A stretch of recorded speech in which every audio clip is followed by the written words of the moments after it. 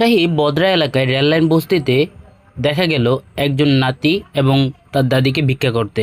বিস্তারিত জানাচ্ছেন রাজশাহী জেলা প্রতিনিধি মোহাম্মদ গোলাম কিবরিয়া। আমি এখন আছি রাজশাহীর নিউ মার্কেট এলাকায়। তো এখানে একটা অসহায় ছোট্ট বাচ্চা, সে লেখাপড়া করছে দেখে আমি উৎসাহ নিয়ে এগিয়ে গেলাম। তো এটা হলো তার দাদি হয়, এই দাদি তাকে মানুষ করে।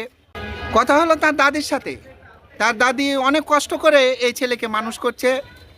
এই ছেলের যখন 7 মাস বয়স তখন তার বাবা মা তাকে ফেলে চলে যায় এবং তার দাদি অত্যন্ত অসুস্থ, 60 বছর বয়স, তার বিভিন্ন রকম অসুখ বিসুখ, অত্যন্ত মানবেতর জীবনযাপন তাদের। এই রাস্তায় বসে সাহায্য তুলে তাদের জীবন চলে। সমাজের বিত্তবান লোকেরা যদি তাদের একটু সহযোগিতা করে তাহলে হয়তো এই ছোট্ট বাচ্চাটা লেখাপড়া শিখতে পারবে। অত্যন্ত অসহায় এই পরিবার।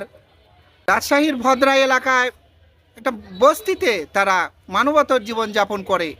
ছেলেটির লেখাপড়া করার অদম্য ইচ্ছা, কিন্তু তার বই কেনার সামর্থ্য নেই। কোনো রকম সারাদিনে যা সাহায্য উঠে এই সাহায্য তুলেই চলে তাদের জীবন।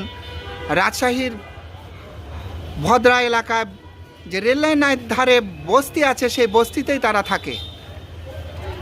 তার বাবা মা নেই, অত্যন্ত মানবতর জীবনযাপন করে।